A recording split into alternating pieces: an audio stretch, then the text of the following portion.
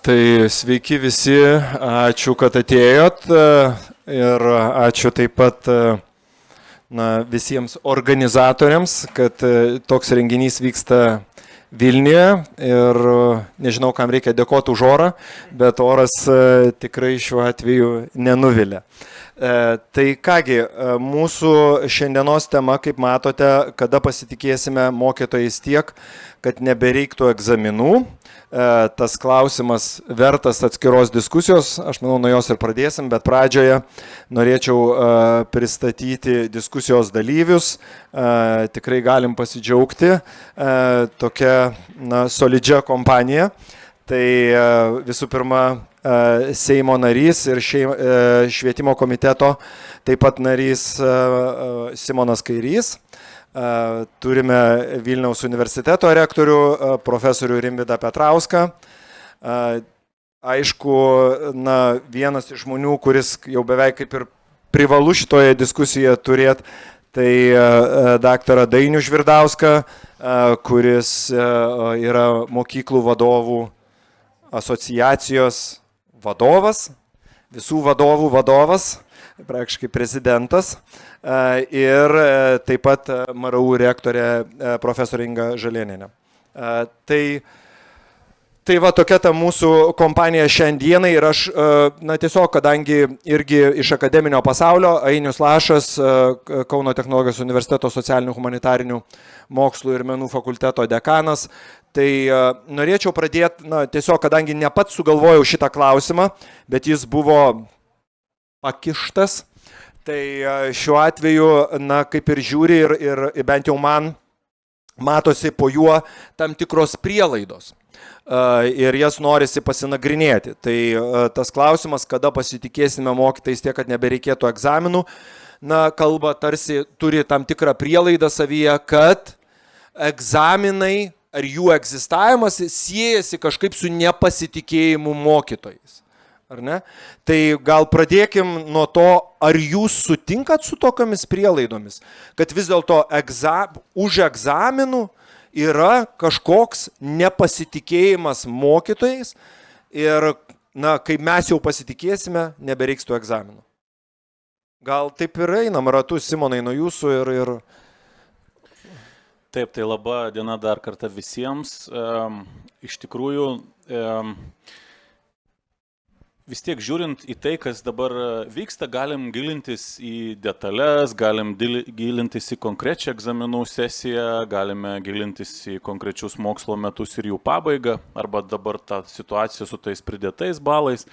Bet iš esmės, mano galva, jeigu taip kapstant ir žiūrint giliau, ši sistema ir atsirado tam, kad mes, sakom, kad trūksta gal objektyvumo, mokykloje gal mokytojai nevienodai vertina vienus ar kitus vaikus, tai dabar turėsim tokią centralizuotą sistemą, valstybinių brandos egzaminų sistemą ir visos problemos dings.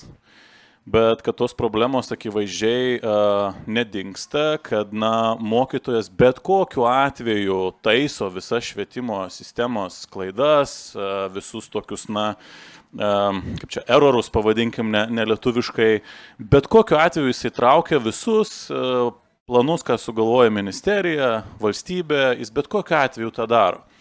Kitas dalykas, labai buvo madinga diskutuoti apie mokytoją kaip prestižinę profesiją ir čia visada kažkaip susivesdavo galai į atlyginimą ir bent jau praėjusi vyriausybė labai daug dėmesio kreipė į atlygio klausimą. Bet žiūrint giliau, matant dalykus plačiau, iš tikrųjų tu supranti, kad ne vien atlygis yra klausimas vertas dėmesio. Ir jeigu mes sakom, kad yra prestižinė profesija, o turim, aš noriu tik patikslinti, ne iš principo atsisakyti egzaminų, bet šitos visos valstybinių brandos egzaminų sistemos, kur užsienio šalis tikrai turi įvairiausių įdomiausių modelių ir pirmiausia, man tai toks truputėlį nepasitikėjimo signalas ir mes tada nesistebėkim, kodėl jaunoji karta nesirenka mokytojo profesijos, arba renkasi gan aktyviai, bet, korepetitorių vaidmenį. Ir visus tos dalykus suvedus, aš tiesiog manau, kad švietime yra sudėtinga spręs klausimus detalėmis. aš tikrai nepretenduoju būti koks Nyčė ir sakyti, kad sistemą reikia sugriauti, kad padaryti geresnę. Akivaizdu, kad tai būtų kultūrinis pokytis ir akivaizdu, kad visuomenė irgi turėtų tiek pasitikėti mokytojais. Bet jeigu mes galvojam, kad mes mokytojais pasitikim, na, tokia ir mūsų provokacinė tema, kad ne visai su šita sistema mes demonstruojam tą pasitikėjimą. Rimidai, kaip jum visą tai atrodo, tos prielaidos ir tų egzaminų poreikis? Jo, tai aš manau, kad šitas klausimas vis dėlto priklauso, diskusijos tema priklauso vis dėlto klaidingų dichotomijų tokiam ratui. Aš manau, mes turim pasitikėti ir mokytis, bet turime pasitikėti ir egzaminais. Mokytis pasitikėsime, iš tiesų, kai tikrai mokytojo darbas bus tikrai traktuojamas pagrybiai, tai yra, tam reikia 3 sąlygų, tai viena vertus visuomenė turi žiūrėti ne į mokytoją pagrybiai, bet visų pirma visuomenė turi pripažinti žinių ir mokymosi ir ne tik mokykloje, bet turbūt ir visą gyvenimą, poreikį, svarbą ir esmingumą žmogaus gyvenime.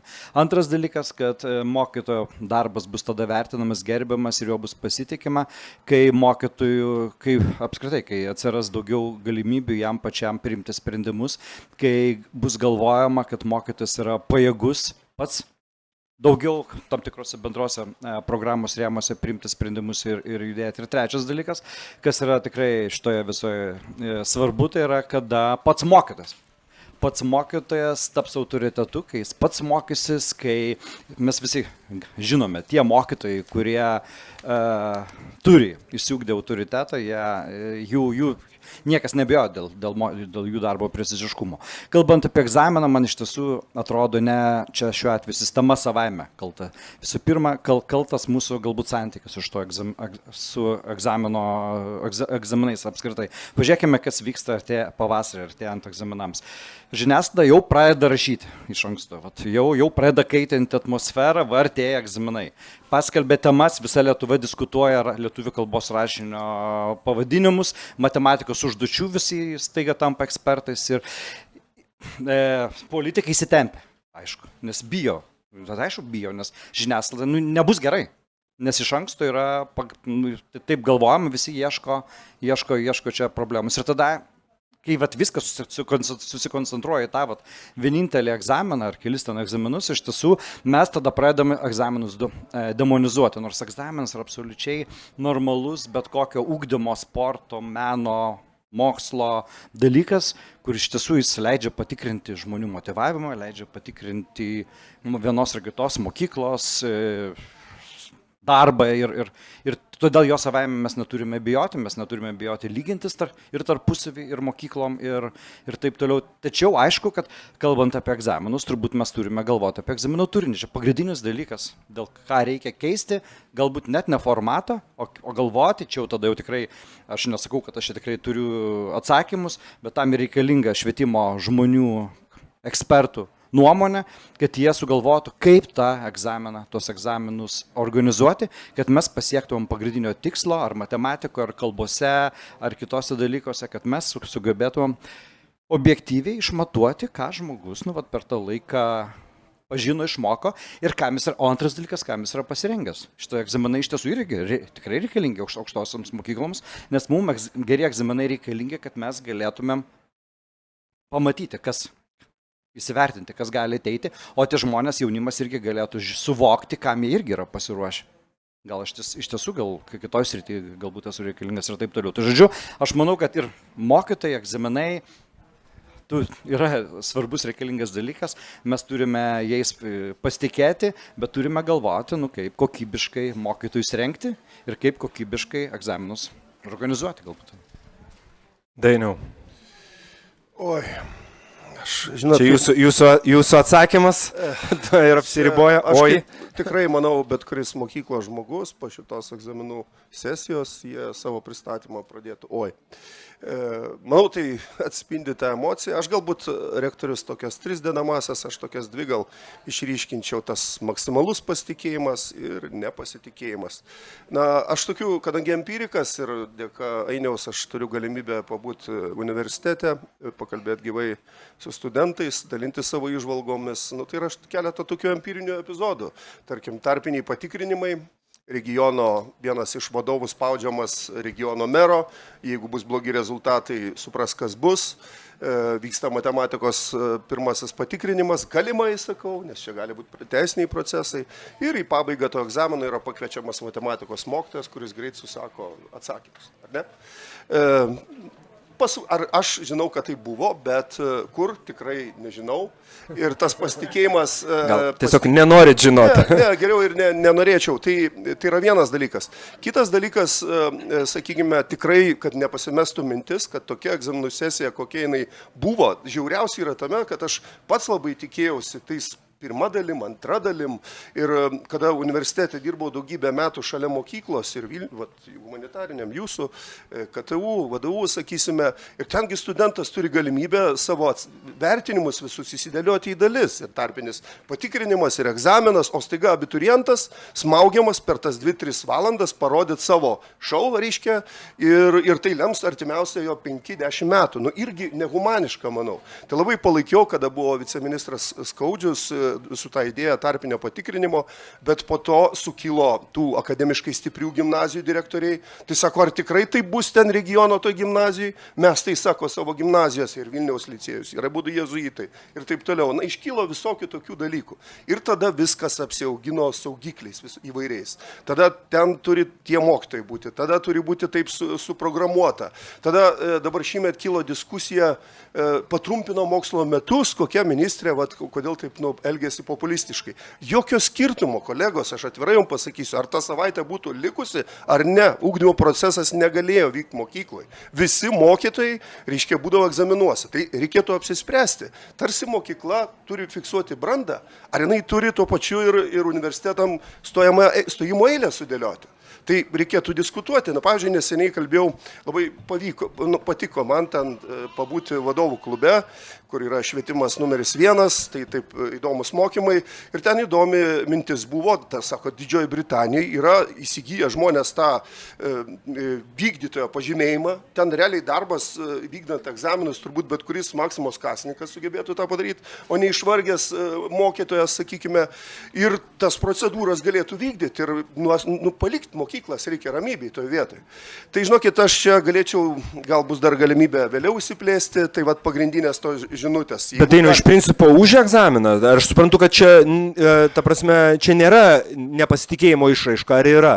Dabar jau iliustravau tą pusę, kad tarsi yra negalima pasitikėti, bet yra ir kita pusė, kur tikrai autoritetingi mokytojai iš didžiosios raidės, jie niekada savo neleisto akademinio nesažiningumo. Ir sakysime, tai aš toj vietoj, žinot, kaip apeliuočiau, gal jau nuobodus esu. Kažkada teko dalyvauti projektas, dirbti kartu su tarptautinė kompanija ir mes sudėliojom švietimo stebėsenos rodiklius. Tai vyko 10 metais. Ir tie stebėsenos rodikliai pagal OECD standartai ir taip toliau, turėjo būti fiksuojami duomenys. Individo duomenys švietimo sistemoje, reiškia, tai mokykla, ten darželis, vidurinis ugdymas, universitetas ir darbo rinka. Ir tuos rodiklius įsigryninus galima stebėti, kas ten buvo prieš tai, kas bus ateityje, kas ten vykdoma. Aš supratau, kad po fragmentą kapstoma, mus kada konsultavo Olandai ir Vokiečiai, gal aš jau čia varginu, bet pabaigsiu toj. Sako, reiškia, kada konsultavo Olandai ir Vokiečiai, sako, mes stebėjom, fiksavom įvairius duomenis ir padarėm tada išvadą, kad mums būtinai reikia ir DUČ, ir METS, būtinai ir matematikos reikia. Nes matėme, kad mokiniai laiko tą matematikos egzaminą, jų karjeros būna sėkmingesnis, tiesiog atlygis būna didesnis. Dabar Lietuvoje mes turim tokią stebėsenos sistemą, aš dar pafantazuosiu, vis tiek mokytojas yra viešas asmuo, ar ne? Jo ruoštas mokinys, arba darbas nuo ten iki ten, ar ne? Ir jisai mato, galima stebėti jo raidą, nuosmenintais duomenimis. Suprantat? Tai aš nesakau, kad čia reikia vykdyti kažkokį sekimą iki individo. Nuosmenintą stebėseną tikrai reikia vykdyti. Na, turiu minčių daugiau, nenoriu... Gerai, tai pratęsim, dar turėsit progos. Ačiū, atsiprašau, jeigu per ilgai. Viskas gerai, viskas gerai. Gerbiama Inga, prašau jūsų reakciją. Ačiū labai. Tai iš ties, atsakant į šitą klausimą, vieno čia atsakymo turbūt tikrai nėra, kada tai čia apskritai siejama su laiku. Bet aš tikrai nesiečiau pasitikėjimo su egzaminais. Nes pasitikėjimo sistema, apskritai pasitikėjimas yra irgi santykis kuris yra ugdomas. Tai kai kalbam apie bendrojo ugdymo sistemą, mes kalbam apie mokinį, mes kalbam apie mokytoją ir dažnai užmirštam tą trečią labai svarbią sistemos dalį, tai yra tėvus.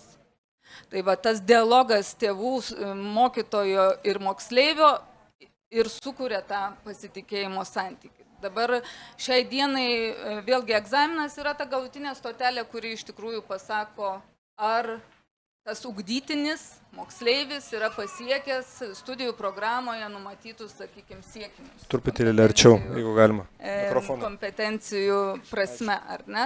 Tai kalbant dabar vėlgi žiūrim į pasaulinės sistemas. Mes visą laiką išradinėjom lietuvišką dviratį, bet mes turim IB sistemą, mes turim Cambridge'o sistemą, kurios yra paplitusios visame pasaulyje, pasauliniu net mastu, ir mes ten turim tą patį standartizuotus egzaminus.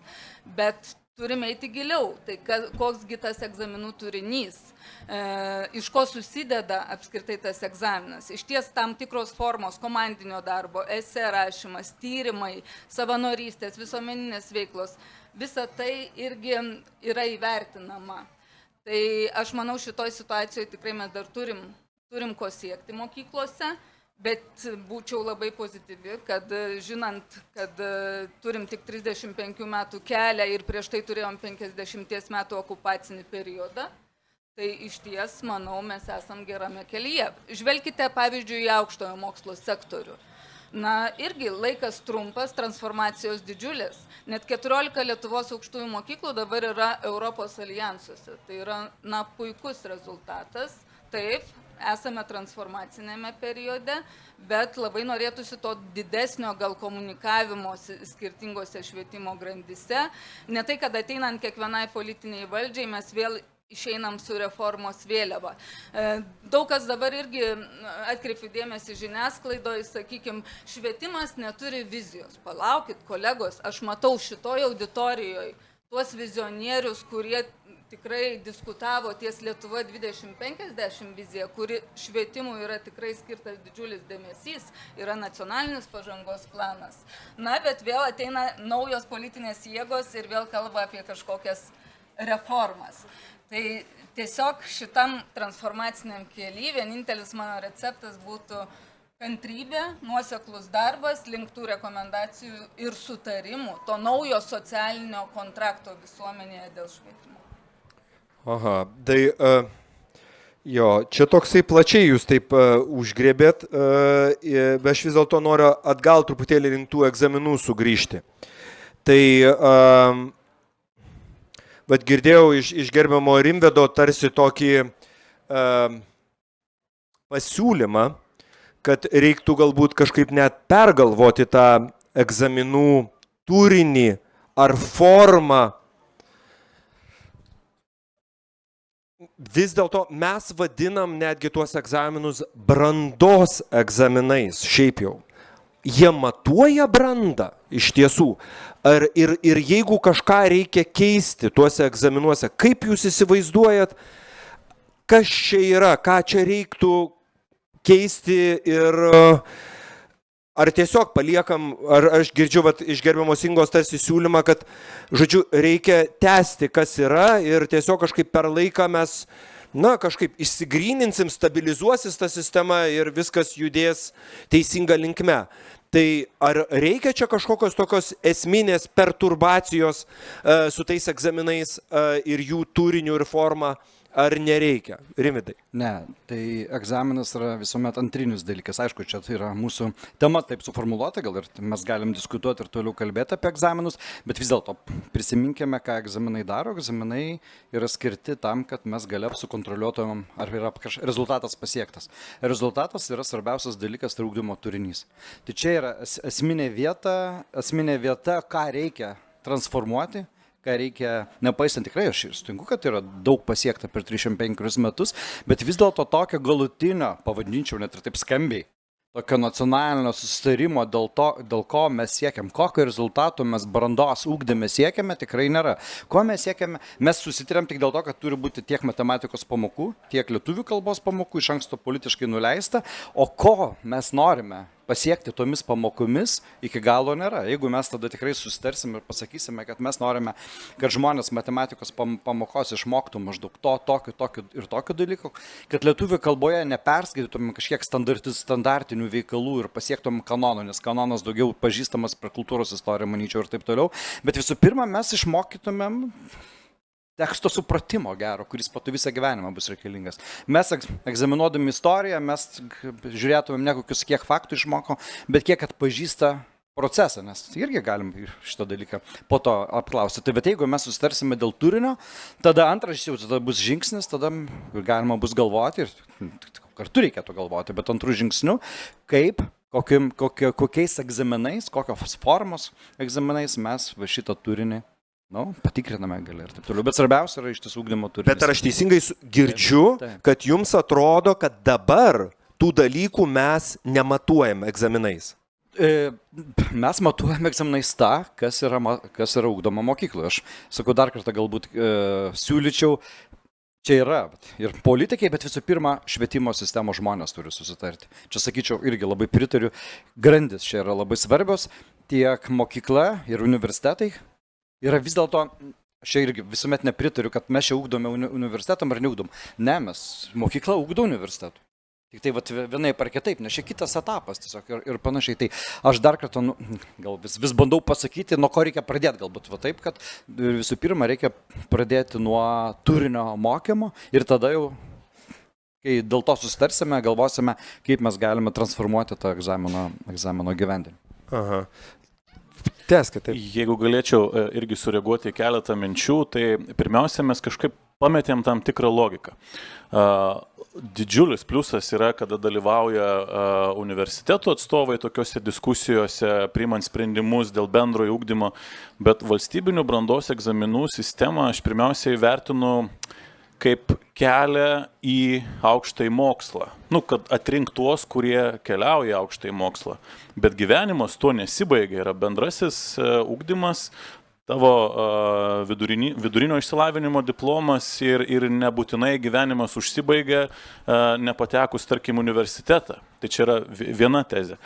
Kitas dalykas, aš nesu toks optimistas, aš pritariu rektoriui, kad dažnai ir žiniasklaida, ir visuomenė tą švietimą ne tik paguldant menčių, bet dar ant jo šokinėt pradeda keliant tą įtampą ir prieš kiekvieną sesiją ir panašiai. Bet kita vertus, visa ta sistema dingo kažkur pačios mokyklos koncepcijos apibrėžimas. Buvo bandoma bent jau praėjusią kadenciją suformuluoti, kokiais kriterijais mes galim pasakyti, kad mokykla yra mokykla. Dabartinė švietimo ministerijos vadovybė visą tai pavadino dar vienu biurokratiniu žingsniu ir tuos dalykus padėjo į stalčių. Neva to nereikia. Ką čia padėjo konkrečiai į stalčių? Buvo toks formuojamas kriterijų aprašas, žodžiu, kokie kriterijai apibrėžtų, kad mokykla yra mokykla. Tai buvo reaguojama į tai, kad... Mokykla yra gera mokykla ar ne? Mokykla yra mokykla. Pabaigsiu.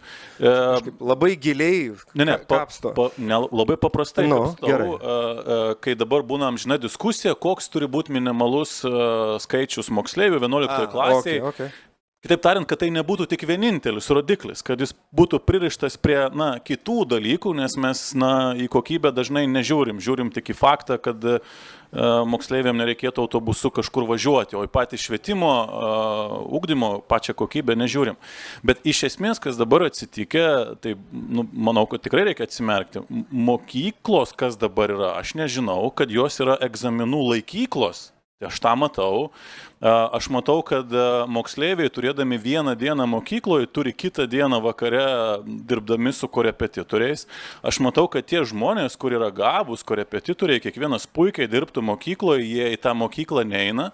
Ir pirmiausia, jie neina, aš manau, dėl to, kad jie puikiai supranta, ką aš ir pradėjau sakyti pradžioje, kad mes nepritrauksim naujosios kartos į mokytojus, jeigu įsivaizduojam, kad viską galima prašyti.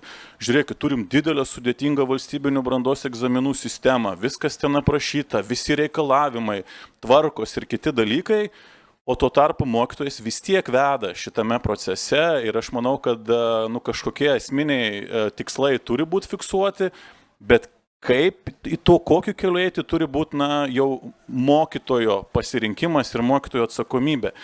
Ir dabar užtenka ir užsienio pavyzdžių, tikrai dauguma šalių neturi tokių valstybinių brandos egzaminų, kaip mes turim Lietuvoje. Kita vertus, turim pavyzdžių ir Lietuvoje.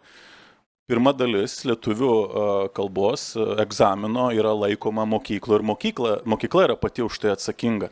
Tai kitaip tariant, yra tų įvairių kampų, bet ką norisi išryškinti būtent pedagogo svarbą ir būtent pačios mokyklos kaip tokios visuomenės ląstelės, kaip labai reikšmingos institucijos mūsų gyvenime, tokį permastymą, kaip jinai turėtų atrodyti. Nes egzaminai dabar užgožia absoliučiai viską.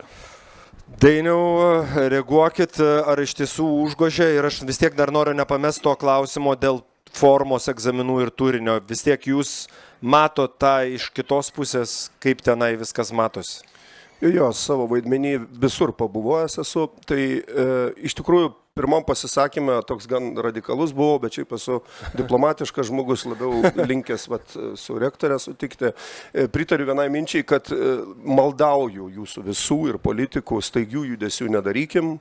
Ir tai yra didžiulė siena, ištrauksi vieną plytą ir pradės birėti viskas.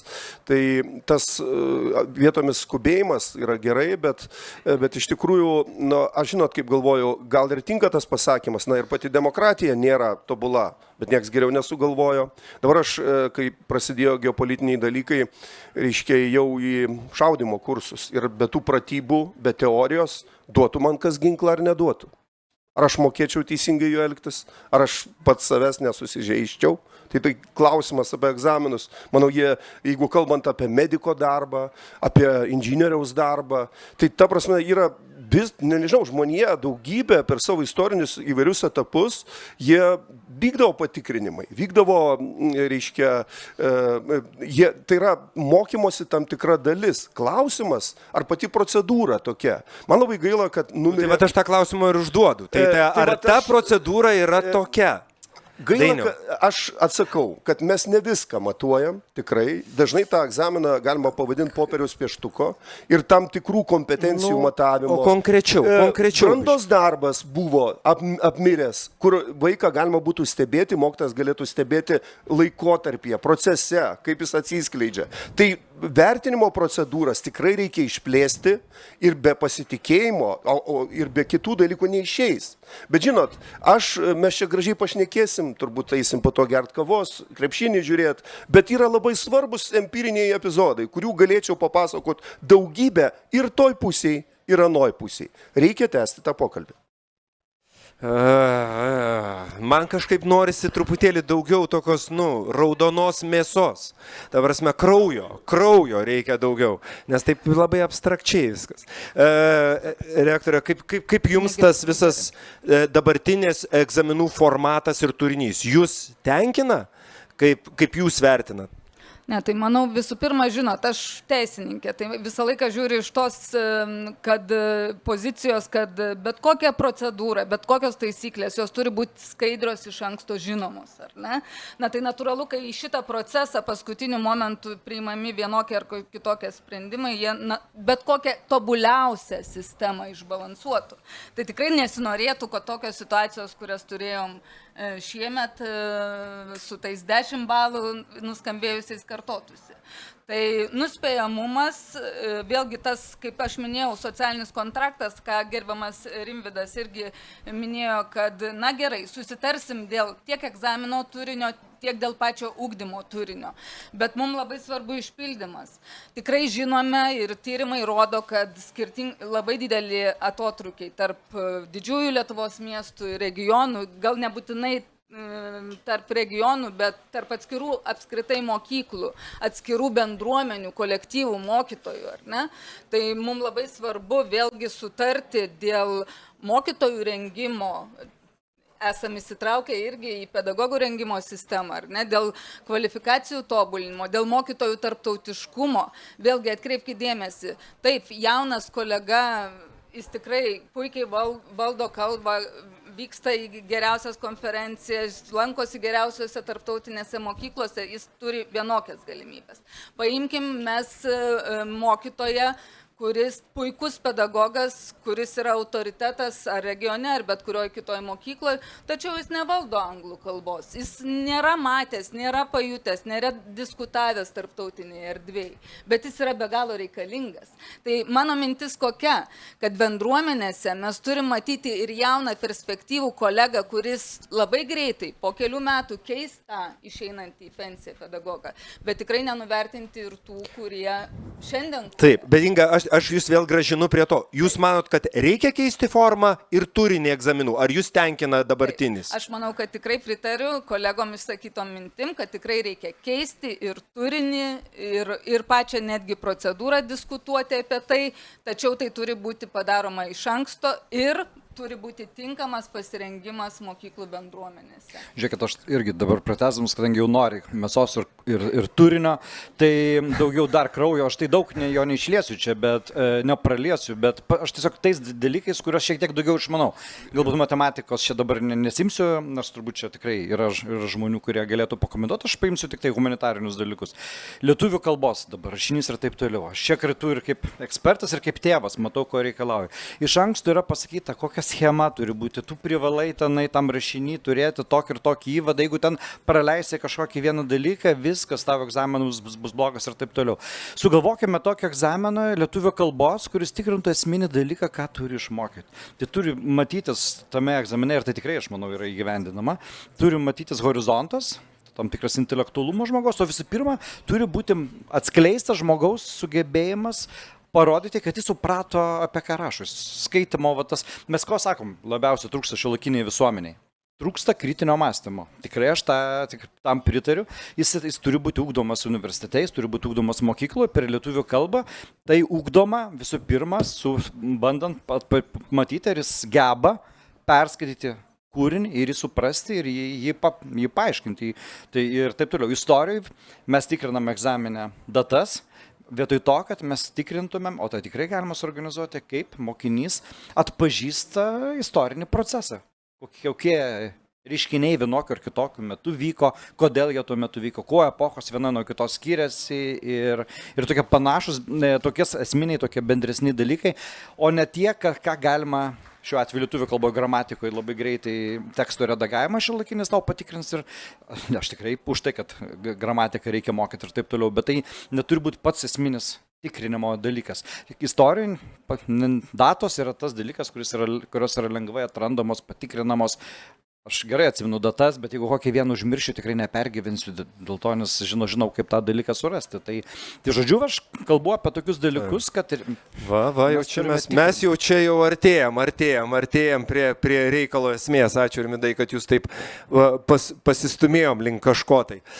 Dabar, kadangi jau pusę valandos diskutuojam ir matau, kad Giedrius nori, buvęs viceministras irgi švietimo ministerijos, tai nori užduoti klausimą ar tiesiog išsakyti komentarą, tai atidarom mes irgi, dar matau irgi žmonės iš švietimo taip pat nori pajudinti Jolantą, tai padarykim taip, prisistatot ir tada ar komentarą, jeigu komentarą, tai taip, kad nelabai ilgai, o jeigu klausimą, tai sakykit kam ar visiems ir judam. Tai gal tada mikrofoną mes... Labai ačiū, pasiteisino sėdėjimas pirmoje eilėje. Tai man atrodo, kad Giedrius Viliūnas švietime keli dešimtmečiai visą gyvenimą, iš esmės daugiausiai aukštąją mokslą ir švietimo ir mokslo politikoje. Tai gal toks būtų dalykas klausimą.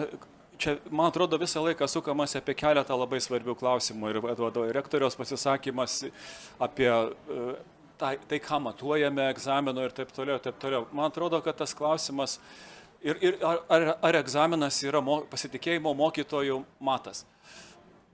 Tai man atrodo, kad už viso to tiesiog reikėtų įskaidyti ir gal fokusuoti. Tai man rūpintis klausimas yra, kuris truputį skambėjo. Man patirtis rodo, reiškia, dirbant Vilniaus universiteto priėmimo komisijoje kažkada senovėje, paskui ir dirbant švietimo ministerijoje, kad isterijos dėl egzaminų vienas iš pagrindinių šaltinių yra tai, kad tai yra faktiškai ir stojamasis į aukštąjį mokslą vienu metu. Tai vat klausimas rektoriams, nes čia yra 2 rektoriai, ar jūs neįsivaizduotumėt priėmimą į aukštąją mokyklą šiek tiek kitų pagrindų, kad egzaminas nekeltų isterijos, kad jis galėtų matuoti brandą. Ir tada visos tos kompetencijos ten ir atsigultų ir atsirastų galimybė pasitikėti mokytojų, nes mokyklos, sakykime, kokybę galima matuoti ir kitais būdais, ne vien egzaminais, bet čia jau būtų kitas klausimas, gal pasiliksiu tą kitą pusę. Taip pat dėl tos sąsajos tarp stojamojo į aukštasias mokyklas ir baigiamojo mokyklos brandos vadinamo egzamino, kuris faktiškai yra dabar formalus testas vos nestojimo į aukštasias mokyklas santykio. Ar čia nebūtų galima atpalaiduoti šito mazgo? Jo, bet mes galime sukurti 2 isterijas dabar vietoj vienos. Aš tai to bijočiau, jeigu mes taip darytumėm. Tai aš dar kartą sakau. Kokias 2 isterijas? Nu, tai viena isterija baigimo mokyklos, kita isterija. Aš pats laikiau 2 egzaminus 90 metais.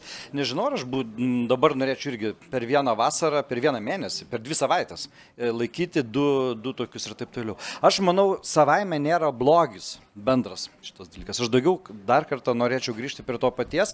Mes tikrai mokykloje, universitete pasitikėtumėm ir labai lauktumėm ir to bendro egzamino, jeigu jisai tikrai matuotų tuos dalykus, apie ką mes kalbame. Kiek žmogus yra pasirengęs suvokti tekstą, kiek jis pasirengęs išspręsti uždavinius, kiek jis atpažįsta procesus ir panašiai. Tai žiūrėjau, aš Giedriau ne tiek apie skaičių, nes skaičių čia kalbėčiau, bet dar kartą grįžčiau prie greičiau turinio, ką mes apklausėme. Manau, čia galime rasti ir mokyklai, ir universitetams tinkamą egzamino turinį, jeigu kartu dirbtumėm. Čia tikrai labai svarbu gal čia. Tai, Inga, prašau. ačiū, jeigu galėčiau irgi trumpai dėl tų stojamųjų, tai tokia pat nuomonė kaip ir gerbiamo rektoriaus. Iš ties, egzaminų padidinimas skaičiaus bendrai sukeltų dar didesnę isteriją, tačiau dar mano mintis yra, kokia yra praktika užsienyje irgi kai kuriuose pažangiuose sistemose aukštojo mokslo, kad apskritai universitetai su moksleiviu tiesioginį kontaktą atranda ženkliai anksčiau. Tai yra ne 12 klasės pabaigoje ar vasarą po egzaminų, o jau nuo 11, net 10 klasės, sakykime, atsiranda tarpiniai vertinimai, jau universitetai, matydami tuos tarpinius vertinimus, išduoda netgi taip vadinamus sąlyginius priėmimus į aukštąsias mokyklas. Tai yra, jei proceso gale tu gautum atitinkamą įvertį, tu jau būtum priimtas į aukštąją vieną ir kitą mokyklą. Tai noriu pasakyti, mes dabar kaip tik ir Lietuvos universitetų rektorių konferencijoje iš ties esam nusiteikę tolesniai apskritai diskusijai pačios priėmimo sistemos, kad Lama BPO iš tikrųjų yra pati platforma, jinai yra, mes vadinam paprastai kalbam skaičiukų žaidimas. Galiausiai tai mes matom statistinius vienetus ir galiausiai rezultatą į kokią aukštąją mokyklą, kokia kohorta moksleivių į VF ar VNF įstoja. Valstybės finansuojamas, valstybės nefinansuojamas. Taip, mes kaip aukštosios mokyklos, norėtumėm turėti tos daugiau gyvos sąveikos su moksleiviu, aš manau, mes tą linkme ir eisime. Ir jūs manot, aukštosios mokyklos pajėgios palaikyti tą ryšį, užmegzti ir indikuoti tuos dalykus, apie ką jūs kalbėjot? Aš manau, jau šitam raidos etape. Nes tai yra vis tiek žmogiškieji resursai. Aš galiu kalbėti apie mano atstovaujamą aukštąją mokyklą, bet matau, kad jau tikrai elementai yra ir kitose aukštosiose mokyklose, juo labiau kolegos. Atkreipkite dėmesį, užsienio studentus mes priimam didžiąją dalimi ne per Lama BPO, mes turim įsidėgę savo sistemas. Pavyzdžiui, Mykolo Riomerio ir kiti, ir BGTU, ir VU, mes turim savo sistemas užsienio studentų priėmimui. Ir mes su būsimu pretendentu bendraujame ženkliai anksčiau, nei paskelbiami Lama BPO rezultatai. Ok, Dainiau, dar greitai, gerai, jo, tai taip, čiuk ir judam link kitų. Tu čia galiu, ar jau kažkas? Tai aš suprantu, kad rektoriai yra vadybininkai, jie iškart galvose kalkuliuoja biudžeto eilutę, kas vykdys tas atrankas, reiškia, jeigu būtų atskirti branda ir stojimas. Bet kolegos, tikrai reikia kažką daryti, taip kaip dabar mes turim tą situaciją, nėra gerai. Labai pritariu rektoriui dėl turinio. Štai gimnazijų asociacija yra išvardinę atnaujinamą ugdymo turinį, bet ar atskirų temų, ar atskirų dalykų plotis, ar toks turėtų būti, ta diskusija turi vykti toliau. Tai jo, bet Dainiau, aš noriu dar vėl kraujo noriu. Mes pabaigoj duosiu. Ne pabaigoj. Tai ką jūs turite omeny, ta prasme, diskusija turi vykti apie ką? Ką siūlot? Ta prasme, jūs sakot, vat aš girdžiu iš Rimvydo, ką siūlo Vilniaus universiteto rektorius. Bendrauti su mokyklom. Ne, bet tam tikrą pokytį. Jūs sakot, reikia kalbėtis apie pokytį. Apie kokį pokytį?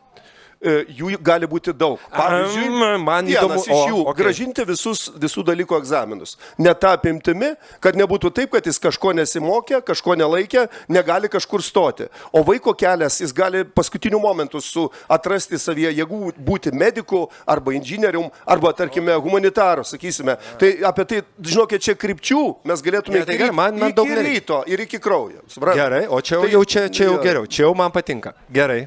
Tai irgi apie tą kraują savotiškai.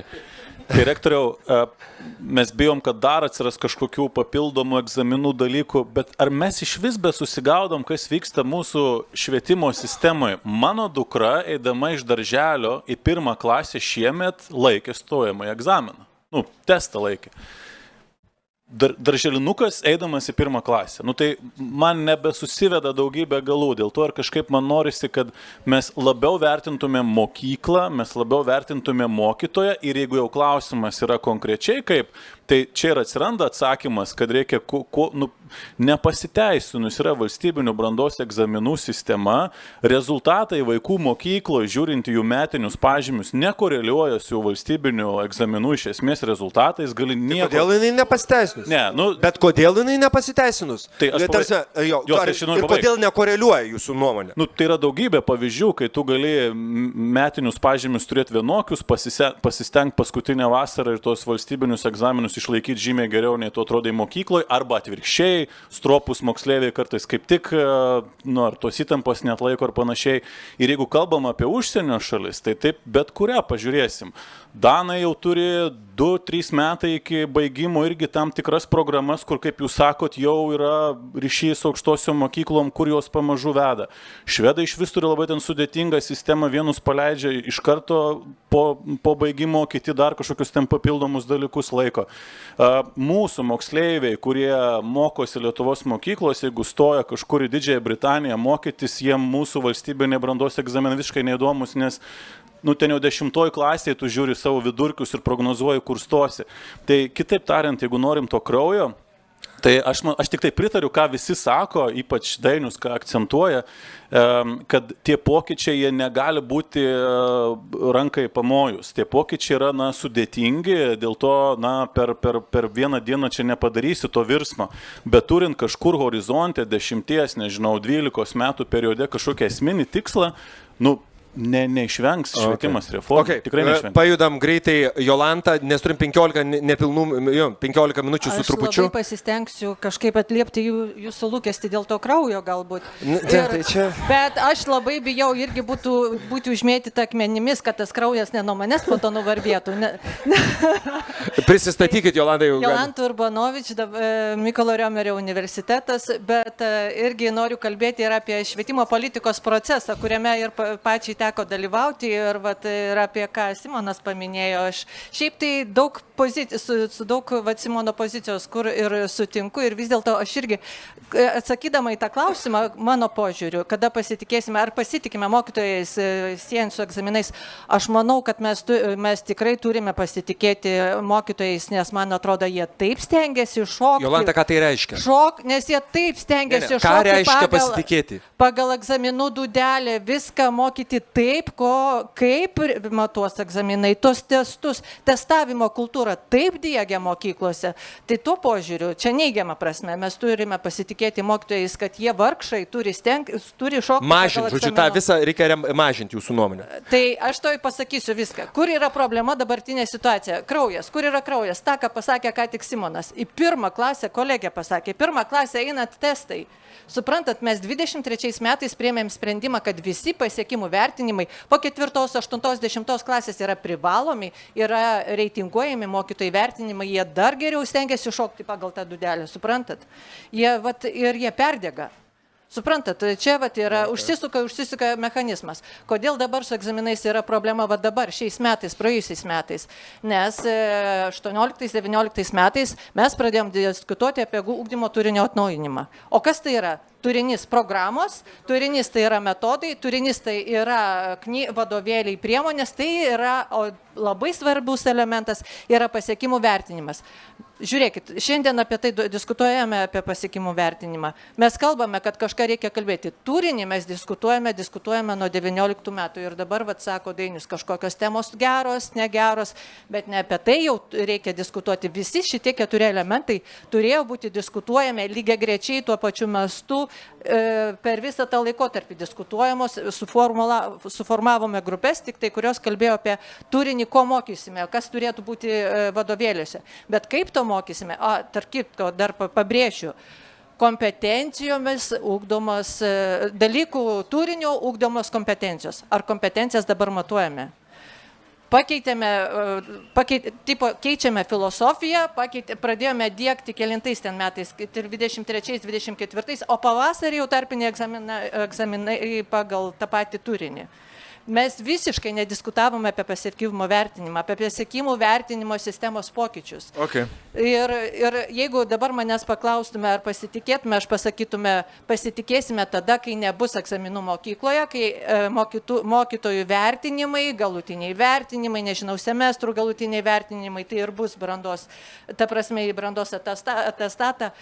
Tikiuosi, kad rektoriai manęs neužmėtys akmenimis, o aukštosios mokyklos organizuos savo stojamuosius. Ok, supratom. O dabar jau čia aiškiau. Norit kas nors reaguoti greitai? Ne tai, kad reaguoti, bet aišku, kad šita diskusija neišvengiamai susivedė egzaminą, bet man atrodo, kad vis tiek yra svarbiausias dalykas, dėl ko mūsų visa sistema turi, mes visi čia turime susitarti, tai ką mes norime mokyti. Iš tiesų, jeigu mes dėl to būsime daugiau mažiau tikri, tai viskas bus gerai. Aš bendrai apskritai norėčiau truputį optimizmo nešti iš tą diskusiją. Nėra tai blogai Lietuvoje. Iš tiesų, per 25 metus vis dėlto mes daugelį dalykų galime stebėti, kiek išlaisvėjo ir mokytojai, ir mokiniai, diskusijų kultūra, stebėdamas studentus, jie galbūt kažką mažiau moka, kažką daugiau, bet vienas dalykas, kas tikrai pasikeitė, jie tikrai daug geriau pasirengę kalbėtis, diskutuoti, laisviau jaučiasi ir taip toliau. Tai čia yra neabejotina pažanga. Visuomet šitoje pažangoje galime padaryti dar geresnių, tai bet siūlau pradėti ne nuo egzaminų diskusijų, o pradėti nuo to, ką papildomai reikia daryti. Aš tikrai dar kartą grįšiu prie to paties ir kantriai pakartosiu. Dar labiau bandom teksto suvokimą stiprinti, matematikos uždavinių sprendimų dalykus mokome. Galbūt matematinį mąstymą? Taip, matematinis mąstymas. Antra, užsienio kalba. Visiškai apleistas dalykas mokykloje. Susidėliojom 5-7 prioritetus, o po to jau sugalvosim, kaip tą išmatuoti ir patikrinti. Dainiau, pasirašot? Krauju. Jo, čia, ar taip tą kraują pabiškį siurbę, tai vadovo darbas toks jau, vadovai pasirinkti bendrai kaip atakos, toksai kaskadininkai tokie dabar šiuo metu sistemoje, jau daugybę gali biurokratinių dalykų rasti, kaip norite, jeigu nori vadovą kažkur eliminuoti, pašalinti. Nesiskuskit, apie esmę. Jo, tai labai pritariu rektoriaus nuomonį, kad tas galėtų didėti bendradarbiavimas ir pačios procedūros, jas galėtume sutarti, kaip Simonas sakė, gal 5-metį, 10-metį, į kur mes einam ir tikrai kažką reikia keisti. Pati vertinimą, faktas, kad reikia atsirasti turėtų procesiniai dedamieji, nes vaikas, tą popieriaus pieštuko egzaminą, jis kaip buvo, taip ir liko. Tai yra primityviausias, pigiausias vertinimas, klausimas kiek objektyviausias. Tikrai reikia apie tai diskutuoti. Toliau tas pasitikėjimas mokytojų, man niekaip nedingo vaizdas, kada prieš kokį 15 metų Danijai buvau mokykloje ir minėjo Simonas, sako, dabar vyksta egzaminas. Žiūrėkit, kokios įdomios užduotis atnešam ant užduočių stasvinį. Sakau, čia jūs egzamino? Jo, iš egzamino atnešiau, kaip įdomu. Jie turbūt net nesupranta, kad čia kažkokia apgavystė buvo. Kultūriškai, reiškia, visuomeniai. Bet tuo pačiu, aš vieną egzaminą laikė visas pasaulis. Aš pritariu labai rektoriui ir visiems kitiem, kai buvo COVID-as, Lietuva buvo tarp tų šalių, kuri greičiausiai sugebėjo sutvarkyti nuotolinį ugdymą. Stebėjosi ekspertai, mes tuo metu bendraujame bendravom su Europos komisija iš Airijos, iš Italijos, iš kitur. Tai vad buvo egzaminas ir jisai parodė, kad Lietuva gan greitai tą padarė. Iki regionų netgi mokyklų. Mūsų skaitmenizacija, mūsų kiti va greičiai. Ir labai pritariu, kad turime ieškoti ekspertinių galių savo viduje. Galim pasižvalgyti. Taip Danija, taip Suomija, taip Singapūras, taip Estija. O ten klausimas dar, žinau. Neinam. Aš tiesiog. Jo, tai kolegos, viskas turi testis. Ok, Loreta ir tada dar Nijolę matau.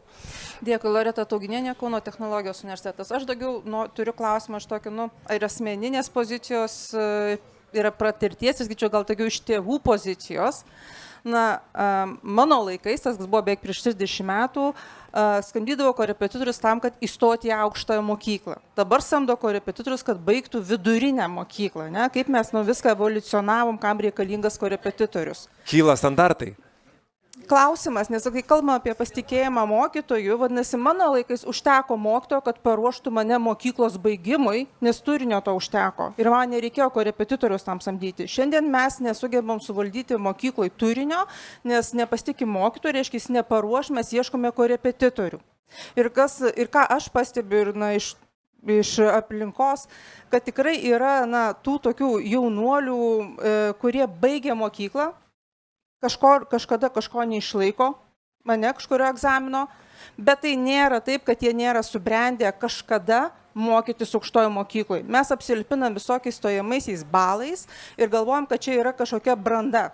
Aš iš jų neįvelnio, čia jokia ne branda. Tiesiog mes matuojame, kad tuo metu jaunas žmogus nėra motyvuotas mokytis. Bet tai nereiškia, kad mokytis negeba išmokyti arba kad jis negeba mokytis. Tai aš sakyčiau, kur mums reikėtų pasižiūrėti būtent į tą segmentą, nes tikrai mes kiekvienais metais turim statistiką, kad yra daug neišlaikančių kažkurio dalyko, bet nesigiliname, kad ar tikrai tai yra negebėjimas mokytis, ar tikrai tai yra barjeras stoti į aukštą mokyklą, nežinau, po 5, po 6, po 10 metų. Tai mano klausimas tas toksai, kur, sakyčiau, ir formuoja galbūt net nepasitikėjimą patiems mokytojams, kad aš nesugebėjau paruošti, reiškia, mokytojo, nes jis neišlaikė egzamino, jis neturės prieigos prie aukštosios mokyklos ir panašiai. Okay, tai kas nors norite reaguoti? Į tokį. Simonai, prašau. Tai net su tais pridėtais balais kažkuria prasme gavosi toks triukas, kai buvo norima, jeigu tai paprastai kalbant, išlaikyti galimybę tiem, kurie prastai išlaikė valstybinius egzaminus, išlaikyti galimybę stoti į universitetą, nors realybėje jie niekada nestos, nes yra dar aibė kitų priemonių, slenkščių ir panašiai, o tie, kur jau turėjo kautis toj konkurenciniai kovoje, tai tiem dabar iš vis nesąmonė. Bet aš ne apie tai. Aš manau, žinot, aš neveltui irgi paminėjau ir kelis kartus korepetitorius. Man taip atrodo, kad ten yra tikrai daug potencialo, daug tikrai šviesių protų, kalbant apie švietimą, ir jie neateina į mokyklą. Bet, Simonai, ar nėra taip, kad dauguma korepetitorių iš tiesų yra mokytojai? Bet yra labai matom labai aišku augimą, žiūrėkit, labai matom aišku augimą jau Dainiau, jūs žinot, aš paveiksiu savarankiškų korepetitorių. Bet kita vertus, aš dar iš kitos pusės norėčiau, man labai patinka stebėti visuomenę, ekspertus, kaip mes, pavyzdžiui, mokam reaguoti į faktą, kad jau ten kelinti metai mūsų jaunimas ten laimingiausias pasaulyje. Po gan objektyvių tyrimų ir panašiai. Vis tiek ieškom visokių ten dalykų, kur ten netikslu, kaip čia neteisybė, bet realybė yra tam tikra indikacija, kad ir tas laimės suvokimas ir esmė pati karta yra visiškai kitokia. Ir kai mes sakom, kokios reformos, kartos diktuoja reformos, absoliučiai. Ir šitoj vietoj aš manau, kad čia yra, sudėtingas tas klausimas, bet kaip sujungti jaunos kartos mokytojus su tos laimingiausios kartos moksleiviais, čia yra vienas didžiausių iššūkių, kuris galėtų tos kažkaip klausimus. Kaip sujungti? Aš taip ir neišgirdau. Tai išgirdot nuo pat pradžios, permastyti ir daryti sprendimus atsisakant valstybių brandos egzaminų sistemos tokios, kokia yra dabar. Ok. Dainiau, čia tik tai toks tikslinamasis klausimas. Ar nėra taip, ką mes jau čia dabar buvo užsiminta Simono, kad dauguma korepetitorių yra mokytojai. Dariau tyrimą 2004 metais Kauno miesto savivaldybei ir empiriniais duomenimis vadovaujantis, galiu pasakyti, tai nėra piktybinis kažkoks procesas tuo metu. Ar vėliau buvo daromi tie tyrimai, nežinau. Daugelis mokytojų, jeigu jie nori uždirbti atlyginimą mokykloje, dirba 1,5 etato, jie, manau, ir yra geri, jie tiesiog jėgų neturi turėti mokinių. Vakar bandžiau kaučinti ir priviliuoti anglų mokytoją dirbti. Dainiau, aš turiu apie 20 mokinių, sako, aš susidirbu normalų atlyginimą, kodėl aš pas tave turiu čia eiti. Žiūrėk, sakau, čia yra tas, tu pamatysi, bus gerai. Visai pašėję ten bandau įtikinti. Masažuot. Tai yra tas reiškinys ir jaunimas, kuris dabar pavyzdžiui, tenka kartais paskaitas skaityti tiek pas tave einiau, tiek kartais į vadų nueinu, ten kažką papromautinti apie mokyklą papasako. Tai labai paguodžia, šviesus veidai, gražios akis, labai optimistiškai, daugėja, kas metai vis daugėja. Bet neateina, jie pamato mokyklai, man toli važiuoti, man per sunku. Arba vienas, aš leidau viešinti, Simonas, matematikos mokytojas, buvo ekonomistas firmai, padirbo 2 metus mokyklai, sako, pagal tai, kiek čia reikia įdėti kokybiškai darbo ir kiek aš gaunu algos, negaliu, sako Dainiau. Okay. Bet aš neišgirdau atsakymo į tą klausimą. Tai ar pats savo bendruomeniai turi, matai, jie dirba korepetitoriais ar nedirba? Labai fragmentiškai, manau, nes pas mane didžioji dauguma mokytojų dirba po 1,5 etato. Tai Lietuvoje galima 1,5 ir dar plius. Inga, norit reaguoti greitai? Trumpai, tiesiog dar yra vienas fenomenas mūsų tėvų, ką grinai Loreta minėjote. Aš manau, kad kartais yra tiesiog skubėjimas samdyti korepetitorių vietoj to, kad tu pabūtum kartu ir įsitrauktum į savo vaiko ugdymosi procesą. Tai šitas visuomenė yra labai irgi plintantis reiškinys, nes jauni tėveliai įgyvendina savo karjeras, savo darbinius įsipareigojimus ir dažnai nori būti ramus, kad vakare pamokas padės vienam ar kitam parengti korepetitorių. Ar jūs galite juos kaltinti dėl to? Aš manau, kad tikrai vaiko auginimas nėra tik mokyklos problema. Ir užtat nuo pat pradžių aš ir sakiau, kad vaiko augdymo procese yra 3 subjektai pagrindiniai. Tai yra pats vaikas, moksleivis, mokytojas, be abejo, ir tėvai. Tėvai, taip. Dar Nijolė, prisistatykit ir turėsim pabaigti. Nijolė Valikonė. Prisistatysiu taip, švietimo žmogus ir galbūt labiau sergantis tą mokytojo, pedagogo tema. Iš tikrųjų, labai trumpai norėčiau atsakyti Loretos klausimą. Tai, ką jūs pasakėt, yra tiesiog sąmoningumo klausimas, nes tada, kai jūs baigėt, buvo stojamieji į aukštąją mokyklą atskirai. Dabar yra tas pats egzaminas. Dėl to tėvai samdo korepetitorius, kad vaikui, iš principo, jam padėtų išlaikyti stojamuosius egzaminus. Sakykim atvirai. Mūsų VBE yra stojamieji egzaminai, ne kažkas kitas, nes tikrai mes kompetencijų neugdom. Ir labai pritarčiau Jolantos pasakymui, kad taip mes mokytojais labai pasitikim. Ir pasakysiu kodėl.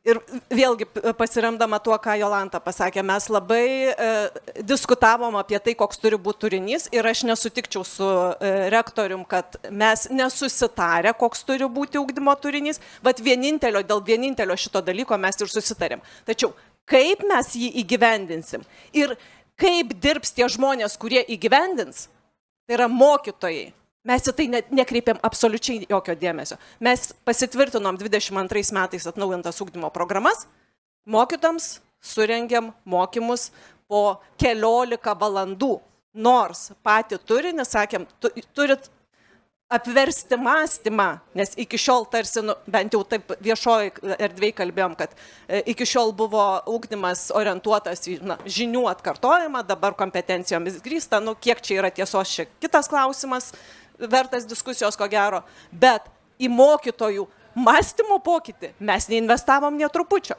Tai apie ką mes kalbam, vadinasi, mes mokytojais pasitikime absoliučiai 100 ir galbūt net dar 20%. Ir aš girdžiu, kad gal biški per daug pasitikim. Čia paradoksas. Mes turim 2 minutės, kas nors norit sureaguoti į tai, ką Nijolė sakė. Aš bendrai gal pasakysiu. Gerai, bendrai pasakysiu. Aš gal ir pritariu, kad galbūt sutarta teorinių lygmenių apie ko mes siekiame, bet tikrai akivaizdžiai. Mes dabar matome, kad visi mes vienodai nesuprantam ir galbūt net nežinome. Tai mano pasiūlymas toks. Investuokime pinigus į mokytojų rengimą ir jų palaikymą, investuokime savo intelektualinės galias, kalbėdami ir gilindami ir apie turinį ir nustokime kraustytis iš proto dėl egzaminų. Ok. Amen. Toliau.